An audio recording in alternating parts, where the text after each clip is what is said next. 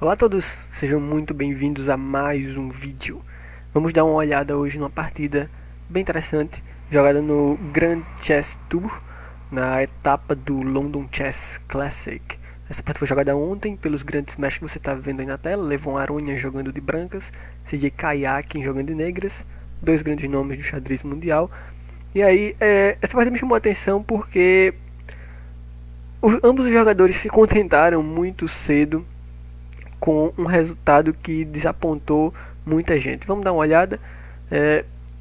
Aronian nessa partida com D4, temos cavalo F6, Kayakin C4, E6 e depois G3, bispo B4, cheque, bispo vem para D2 e aí bispo volta para E7, que entramos depois, a gente vai ver que entra nas linhas da abertura catalã, só que com a ordem meio que invertida. Esse lance, voltando o bispo para cá, ele é recomendado por muitos grandes mestres. É um lance bastante sólido, deixa o bispo numa casa não muito legal, as brancas vão mover depois ele daí.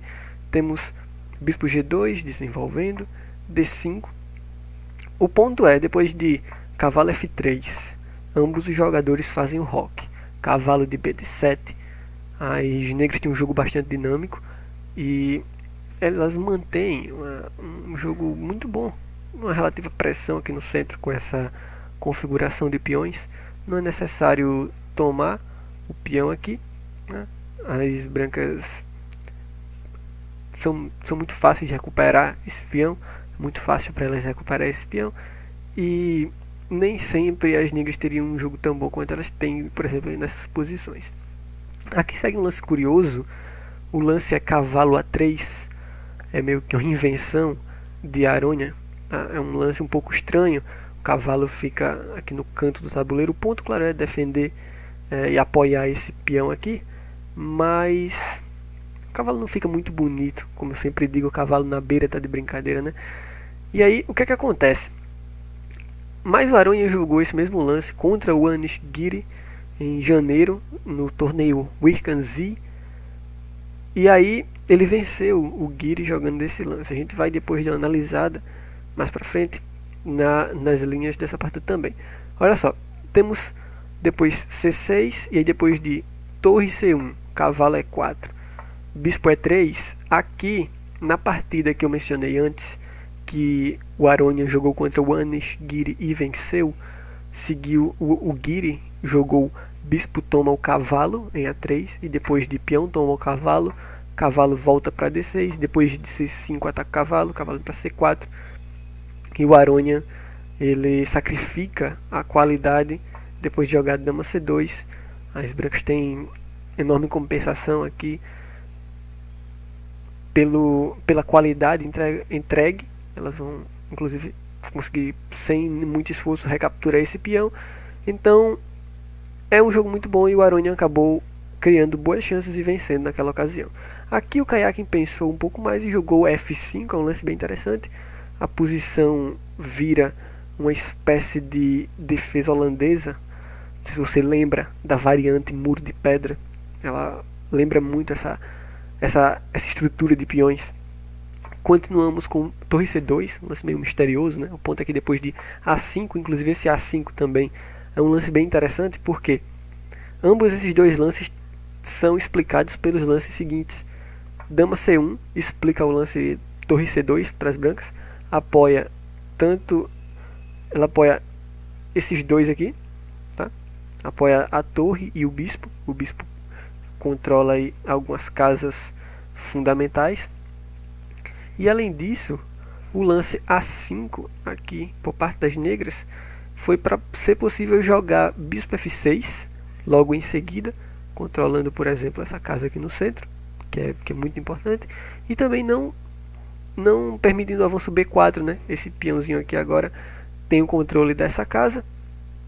E aí ele, que antes o bispo estava de olho aqui, né, na casa, mas agora o peão está de olho na casa B4. Continuando, nós temos torre D1, G5, é um lance muito comum nesse tipo de posição. O cavalo vem para B1 de novo, reforçando, o cavalo ali não estava fazendo nada.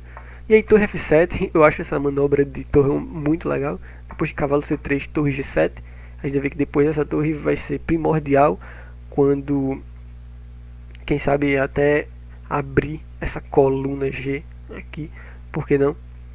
Esse lance G5 ele é interessante porque ele apoia tanto o F4 depois quanto até mesmo H5. É muito versátil a posição das negras. Temos cavalo E1 na partida. Aqui o Aroni ele acaba, acredito, deixando passar uma pequena chance de criar um jogo melhor, que seria o lance cavalo, toma o cavalo em F4, em E4. Aqui, se seguir algo do tipo peão toma em E4 e depois cavalo D2 saindo do ataque, a intenção das brancas é jogar F3 e depois elas estão bastante confortáveis, melhor do que na partida. Se, pelo contrário, seguir peão D toma em E4, simplesmente cavalo E5, e as negras com certeza não vão querer trocar esse cavalo aqui, porque depois que o peão capturar, abre a coluna D para a torre e ela fica mirando a dama de longe. Então, pequenos detalhes como esse fazem que o lance cavalo toma o cavalo em E4 aqui fosse melhor. Pelo contrário, a Aroni joga cavalo E1, temos cavalo D6, é um lance bem natural em posições desse tipo, com essa estrutura de peões aqui. Na variante muro de pedra, o cavalo geralmente vem para trás dos peões, até mesmo provocando o avanço C5. Bem, aqui seguiu B3. Se algo do tipo C5, temos cavalo C4 e esse bispo aqui vai ser trocado pelo cavalo. Voltando, temos B3, apoiando o peão. Depois de peão, toma em C4. Cavalo A4, peão toma em B3. A toma em B3, as brancas ficam com um peão a menos. Mas depois de cavalo B5, as brancas têm compensação. Elas, de certa forma, têm mais controle no centro com esse peão, tem mais espaço. Então, e a atividade das peças das brancas é muito maior comparado com a das negras. Por exemplo, esse bispo aqui não se desenvolveu ainda, a torre também não. Então, coisas como essa dão uma certa compensação às brancas. Seguimos com cavalo D3, e aí temos agora dama E8. É interessante que o Kayakin preferiu ser mais pragmático e não jogar, por exemplo, cavalo toma peão em D4. Vai para uma linha um pouco aguda, tá? Se o Kayakin provavelmente não quis arriscar, mas é perfeitamente possível. Depois das trocas aqui, E3 o bispo voltar para 7, cavalo E5, e aí depois de dama F6, algo tipo cavalo C4, as brancas ainda têm compensação, e essa compensação se dá devidamente, principalmente por causa da atividade das peças. De novo, esse bispo e essa torre não estão fazendo muito, então as brancas têm certa compensação por causa da atividade, mas dois peões são dois peões, né? As brancas têm dois peões a menos e é bastante complicado, do quer queira quer não, de se jogar. Temos cavalo D3, dama vem para E8, seguiu cavalo E5 e aqui um lance bem interessante do Kayakin, F4. Bem, provavelmente não é muito legal as trocas, porque depois de cavalo toma E5, peão toma E5, bispo toma, cai o peão de G5 e as peças brancas são muito melhores. O rei negro não está tão seguro quanto o rei branco, então as brancas têm uma certa vantagem aqui. Mas F4 é um lance muito bom depois das trocas e depois do bispo tomar F4. Agora sim, a torre em G7 está explicado, né, porque ela está aqui. As negras têm altas chances ao longo dessa coluna. Temos cavalo toma o peão em D4, recuperando o peão. Depois de cavalo toma o cavalo. Várias trocas aí. Brancas ainda com o peão a menos. Temos torre D1 voltando. Ameaçava-se por algo do tipo ataques a descoberto aqui, quem sabe. Então, torre volta para D1. A dama vem para G6, ameaça o mate aqui na casa G2. Temos bispo G3 defendendo, e aí H5, a ameaça agora é jogar H4 e ganhar o bispo. Cavalo vem para B6 atacando a torre. Torre sai para B8. E aí torre de CD2 criando ameaças do tipo torre D8, né? O Kayakin percebe isso e joga cavalo F7. Não vou deixar ele entrar aqui nessa casa. Então temos dama C5 depois disso. quem estava se mantendo na defesa, né, mantendo um olho ali na ala do rei.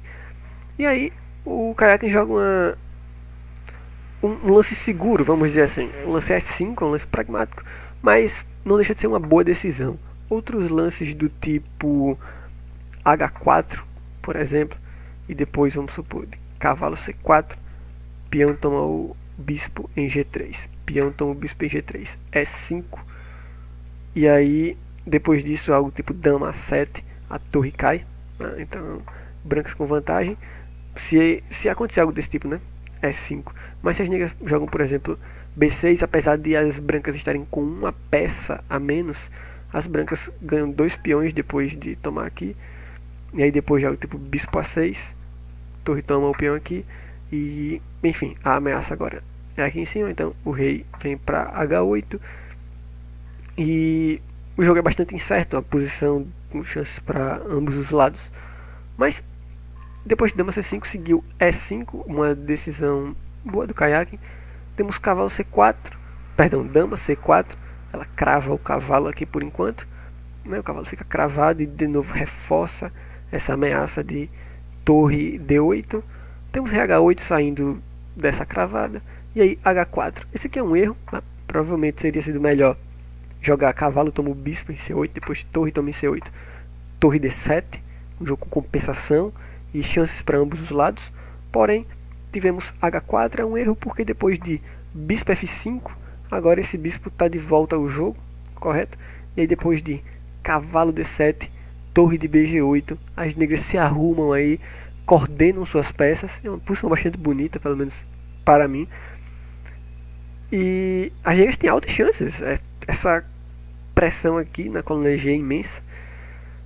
Só que o jogo acaba de forma inesperada. No lance 33, a Arônia joga rei H1 e oferece um empate a Kayakin. Kayakin que estava com pouco tempo, apenas 4 minutos para fazer ainda 8 lances, né?